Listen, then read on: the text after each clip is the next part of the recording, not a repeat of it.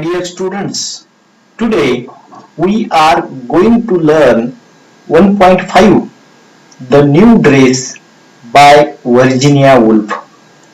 Span of Virginia Woolf was 1882 to 1941.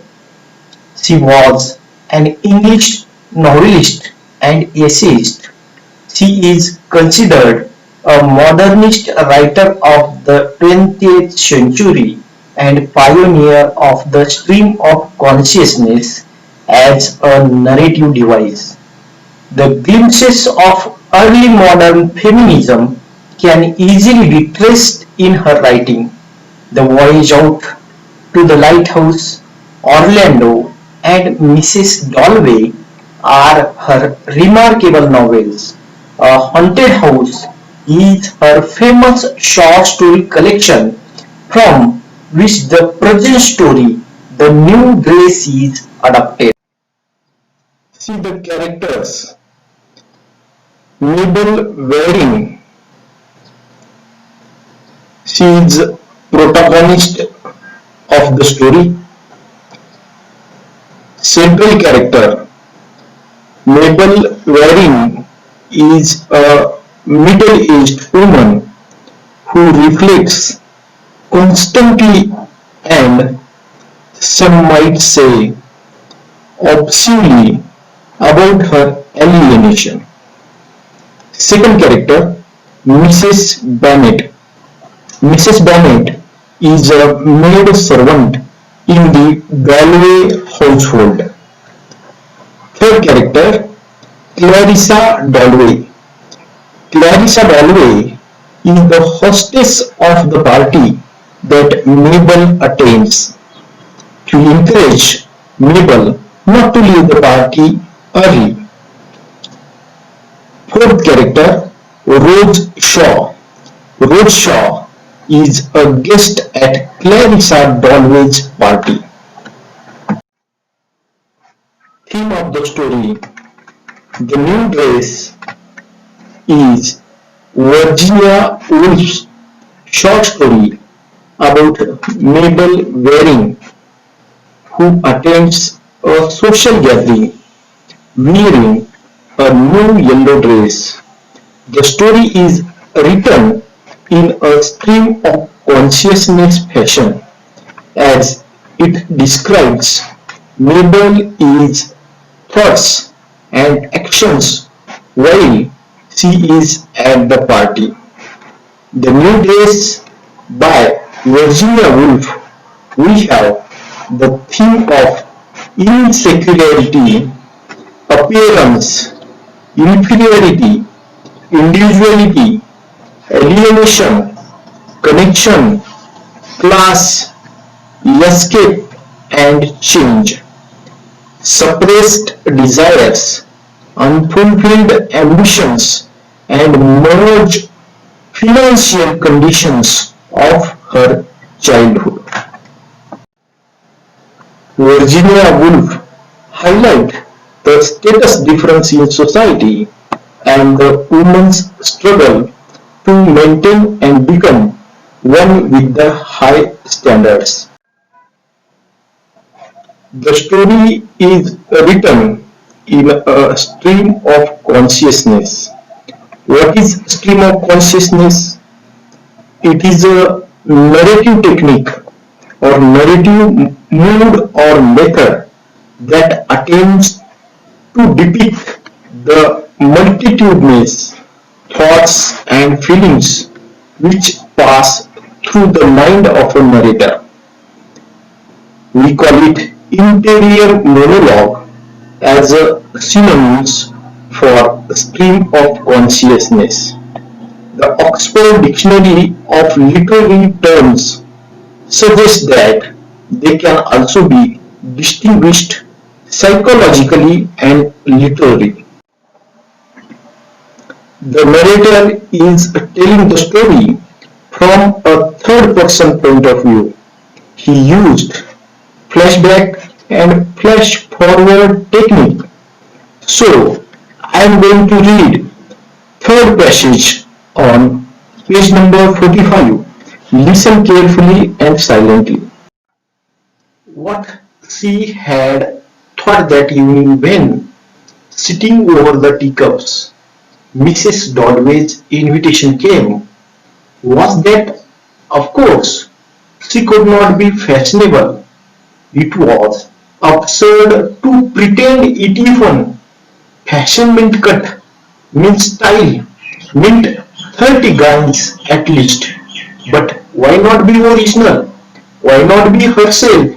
Anyhow, and getting up, she had taken that old fashion book of her mother's, a Paris fashion book of the time of the empire, and had thought how much prettier, more dignified, and more womanly they were then, and so said herself, oh, it was foolish trying to be like them. Plumbing.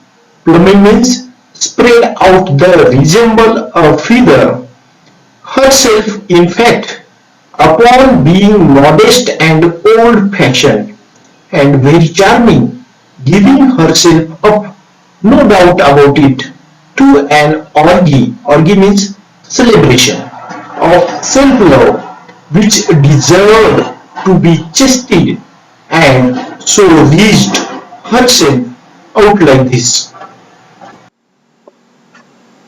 Interpretation of the first passage. Mabel is wearing a yellow dress that she designed with her dressmaker specifically for this particular occasion. She has taken an image from an old-fashioned magazine from Paris and has spent countless hours with her dressmaker attempting to get the design just perfect for this social gathering where she wishes to make an image of perfection of herself as she arrives at the party and removes her cloak. Mabel sees herself in a mirror and immediately announces to herself that the dress is not right. There is just something wrong with it. See page number 44.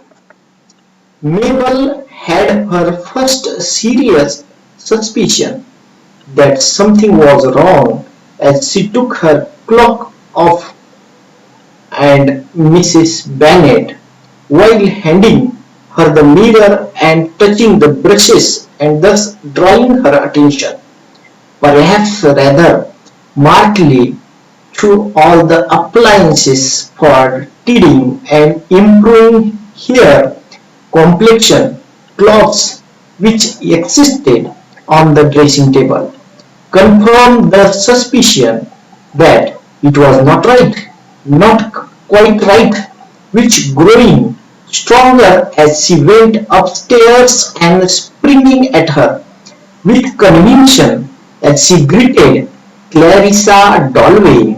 She went straight to the far end of the room, to a shaded corner where a looking glass hung and looked. No, it was not right, and at once the misery which she always tried to hide, the profound dissatisfaction, the sense she had ever since she was a child of being inferior to other people, set upon her relentlessly, remorselessly, with an intensity which she could not beat off, as she would when she woke at night at home by reading Barrow or Scott. For oh, these men, oh, these women, all were thinking, what's Mabel wearing? What a fright she look! What a hideous new dress! Their eyelids flickering as they came up and then their lids shutting rather tight.